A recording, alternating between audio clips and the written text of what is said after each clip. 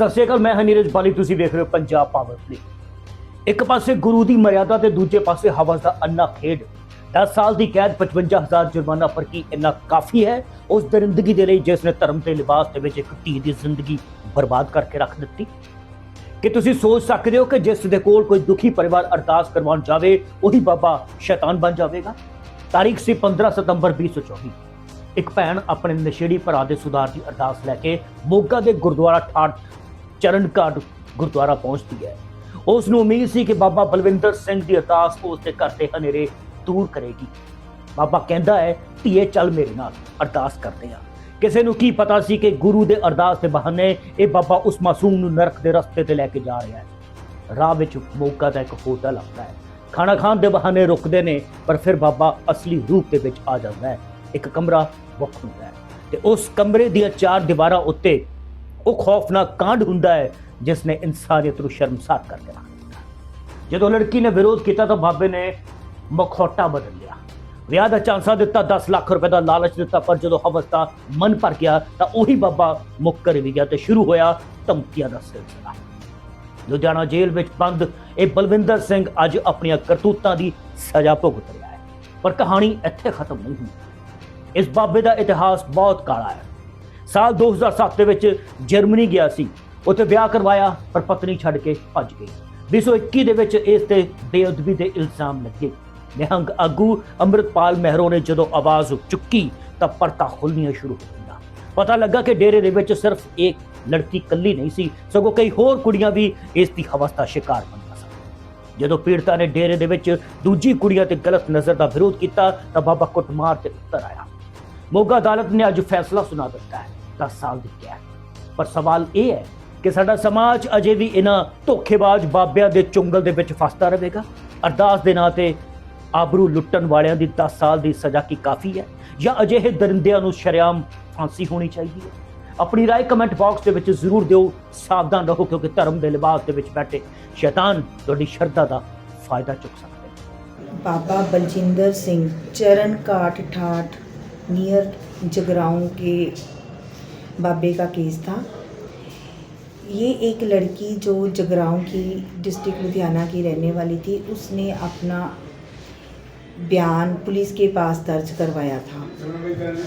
उस बयान के मुताबिक उस लड़की को, जो बाबा बलजिंदर सिंह था, उसको थ्रेट में अपने पास बुलाता था, क्योंकि उस लड़की की फैमिली और उस लड़की का जो विश्वास था कि ये एक गुरु है, स्पिरिचुअल गुरु है, और जो हमारी कोई प्रॉब्लम्स होगी ये उनको दूर कर देगा। इसकी लड़की की फैमिली वहाँ जाती थी। फिर इसके ब्रदर की कोई प्रॉब्लम आई जिसकी वजह से ये लड़की बाबा जी के पास गई कि मेरे ब्रदर की कोई प्रॉब्लम है, तो आप बाबा जी इस पर हम पर कृपा करो। लेकिन ये बाबा बलजिंदर सिंह ने उस लड़की के विश्वास को तोड़ा और उसको अपने अनड्यू इन्फ्लुएंस में लिया और उसको बोला कि तुम्हारे भाई को अगर ठीक करना है तो किसी जगह पर मेरे साथ जाना पड़ेगा, वहाँ पर जाकर हम पाठ पूजा करेंगे जिससे तुम्हारा भाई ठीक हो जाएगा। ये उसी लड़की विश्वास से के साथ उसके साथ चलेगी और वहाँ ये जो बाबा बलजिंदर सिंह एक्यूज़्ड है उसको एक होटल में लेके गया। वहाँ पर उसने इसके साथ इसकी मर्ज़ी के बिना रेप किया और उसके बाद भी उसको अपने डेरे में बुलाता रहा। इस जो डेरे में बुलाता था, इसकी एक वीडियो भी थी जो हमने कोर्ट में उसको दिखाई, जिसमें ये बाबा उस लड़की को अपने डेरे में बुलाता है और उसके साथ उसने गलत काम किया और उसको धमकी दी कि अगर तुम किसी को ये बात बताओगी तो मैं तुम्हारी फैमिली को और तुमको जान से मार दूँगा। और इसी वजह से वो लड़की अंडर थ्रेट बाबा जो एक्यूज़्ड है उसकी कंपनी उसको मजबूरन करनी पड़ी।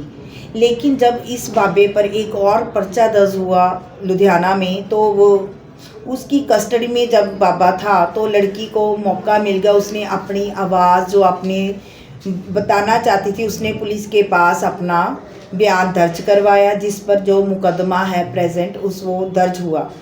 और उसके बाद उस लड़की ने अदालत में आकर भी अपनी गवाही दी बाबे के ख़िलाफ़, और उस गवाही को मद्देनज़र रखते हुए और हालात के जो केस के सारे हालात थे उसके करते हुए जज साहब ने, महायोग श्री विशन सूद जज साहब ने, उन्होंने दोषी को 376 आईपीसी की धारा में 50,000 रुपये जुर्माना और 10 साल की सज़ा सुनाई और धारा 506 आईपीसी में 2 साल की सज़ा और 5,000 रुपये जुर्माना की सज़ा सुनाई है।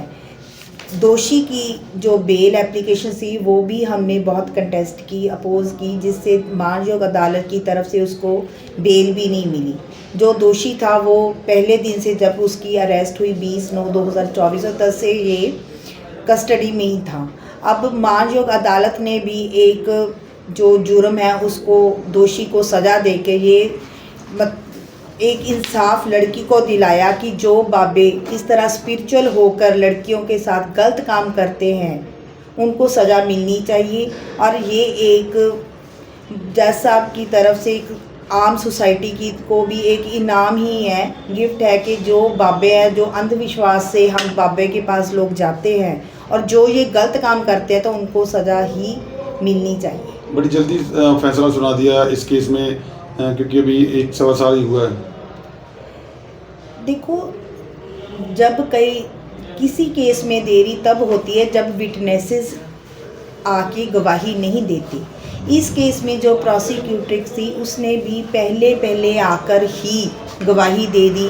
साथ ही जो इसकी आईओ थी या मेडिकल के जो डॉक्टर्स थे उनकी गवाही भी हमने, जैसे जैसे इस केस में समन गए सभी विटनेसेस उसी डेट पर आ गए, जिसकी कारण ये गवाही जल्दी से जल्दी हो गई और इसका फैसला भी फिर उसी तरह जल्दी से हो गया। खाई जिसमें ये बाबा उस लड़की को अपने डेरे में बुलाता है और उसके साथ उसने गलत काम किया और उसको धमकी दी कि अगर तुम किसी को ये बात बताओगी तो मैं तुम्हारी फैमिली को और तुमको जान से मार दूंगा। और इसी वजह से वो लड़की अंडर थ्रेट बाबा जो अक्यूज़ड है उसकी कंपनी उसको मजबूरन करनी पड़ी।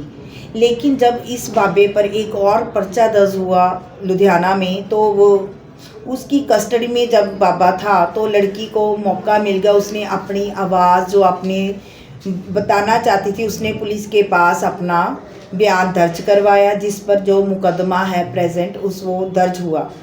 और उसके बाद उस लड़की ने अदालत में आकर भी अपनी गवाही दी बाबे के ख़िलाफ़ और उस गवाही को मद्देनज़र रखते हुए और हालात के जो केस के सारे हालात थे उसके करते हुए जज साहब ने, महायोग श्री विशन सूद जज साहब ने, उन्होंने दोषी को 376 आईपीसी की धारा में 50,000 रुपये जुर्माना और 10 साल की सज़ा सुनाई और धारा 506 आईपीसी में 2 साल की